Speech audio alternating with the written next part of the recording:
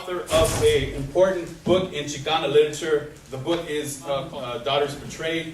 Came out in 2006. It's performed at the Maltz Conference, August 2011 at Institute at Cal State, Los Angeles. So please welcome Dr. Josie. Yo vengo de la tercera raíz, cantándole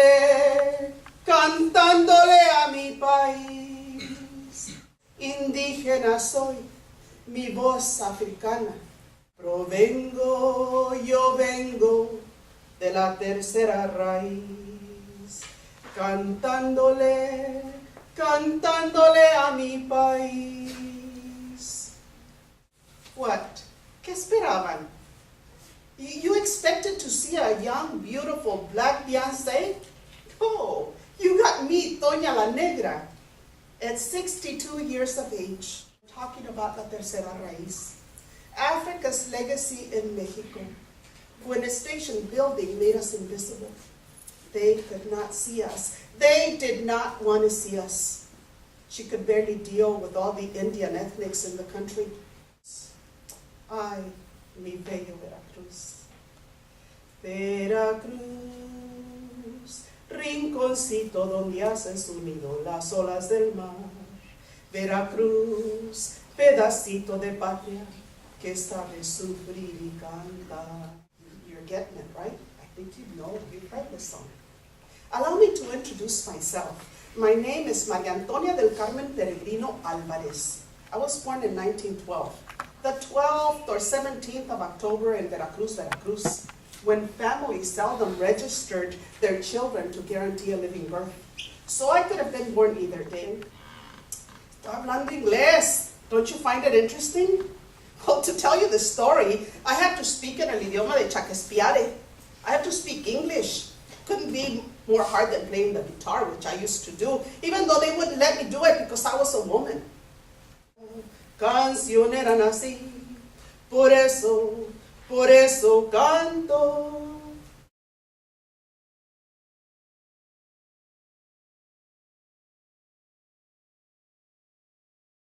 What inspired you to stand in solidarity to make this presentation in regards to Afro-Mexicanidad?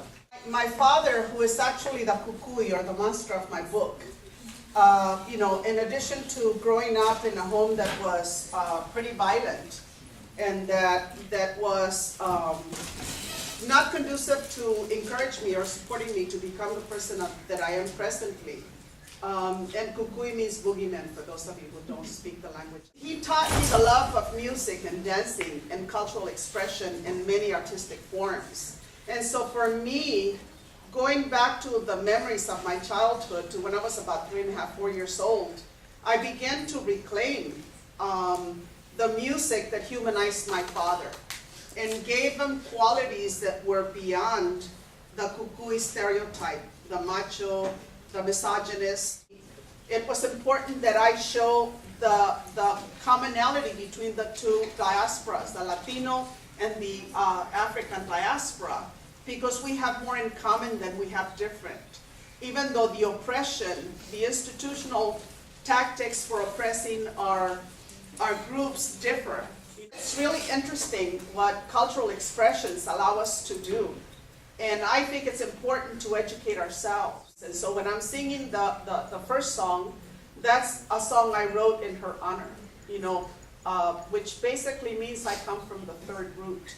And I think we're like Puerto Ricans, like they say, when they scratch the surface and they say, ¿Y tu abuela de dónde es? And your grandma, where does she come from? Okay? We have a multiplicity of mixtures, and I wanted to honor the mestizaje. I thought she was very inspirational. It really brought out our background, and now we understand more and why we look the way we look, why our hair looks the way we look, and the way we talk, the way our culture is, and our traditions.